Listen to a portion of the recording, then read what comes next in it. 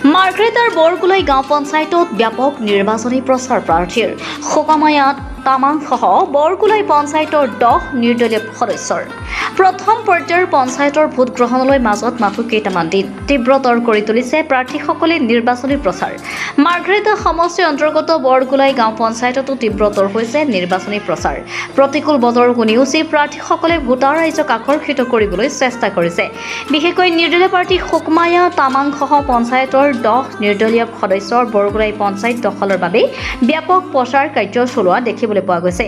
অন্য প্ৰাৰ্থী প্ৰচাৰৰ তুলনাত বহু আগবাঢ়ি আছে চুকমায়া তামাংসহ বৰগুলাই পঞ্চায়তৰ 10 নিৰ্দলীয় সদস্য। বৰগুলাই পঞ্চায়তৰ 10টা ৱাৰ্ডতে নিৰ্দলীয় প্ৰাৰ্থী তীব্ৰতৰ কৰি তুলিছে নিৰ্বাচনী প্ৰচাৰ। বৰগুলাই গাঁও পঞ্চায়ত এবাৰ খোকমায়া তামাঙৰ নেতৃত্বত গঠন হ'ব বুলি আশা ব্যক্ত কৰিছে খোকমায়া তামাংসহ 10 নিৰ্দলীয় প্ৰাৰ্থীয়ে। অৱশ্যে সেয়া পৰৱৰ্তী সময়তে হ'ব জানিব পৰা যাব কোনে দখল কৰে বৰগুলাই গাঁও পঞ্চায়ত। হয়, অৱশ্যে সেয়া পৰৱৰ্তী সময়তে জানিব পৰা যাব কোনে দখল কৰিব বৰগুলাই গাঁও পঞ্চায়ত।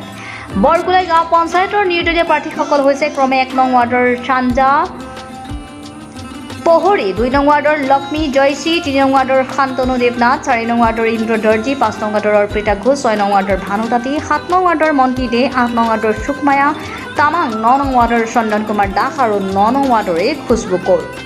মাৰ্গ্ৰেটাৰ পৰা মৃদু বৰুৱাৰ ৰিপৰ্টাৰ লাইভ অসম। সহযোগিতা পাই আছোঁ আমি। আজি 4 নম্বৰ ৱাৰ্ডৰ পৰা আমাৰ ভাইটি এটা ইন্দ্ৰ দৰ্জী বুলি ভাইটি এজন আমি কৰিছোঁ, 4 নম্বৰ ৱাৰ্ডৰ পৰা উঠাইছোঁ।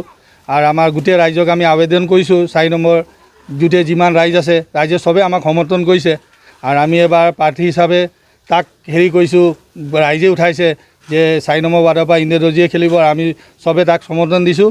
আমি আশা কৰিছোঁ আমাৰ 4 নম্বৰ ৱাৰ্ডৰ পৰা আমাৰ ভাইটি ইন্দ্ৰ দৰ্জীয়ে ভাল এটা ভোটত জয়যুক্ত হয় আগলৈ এই কামটো আগবঢ়াই যাব বুলি আমি ৰাইজৰ চবৰ ওচৰত আশা কৰিছোঁ আৰু চবক আবেদন কৰিছোঁ যে ভাইটিক আপোনালোকে বহুমূল্য ভোট দি কিনে আগত বাঢ়িবৰ কাৰণে বহুত ভোট দি কিনে জয়যুক্তি কৰিব। হয়, নাই 4 নম্বৰ ৱাৰ্ড এতিয়া আমাৰ আগৰ যিটো প্ৰধান আছিলে সেইটোও ভাল আছিলে, বেয়া বুলি নকওঁ, চবে নিজৰ নিজৰ কাম কৰি গৈছে।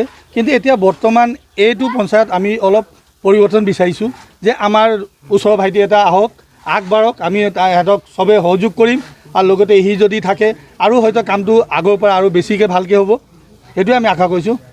বৰগুলাই পলৈ যাব নেকি?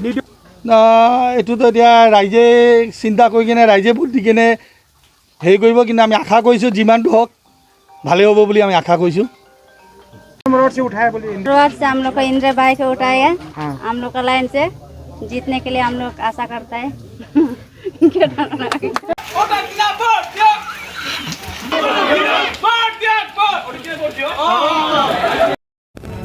Reporter live.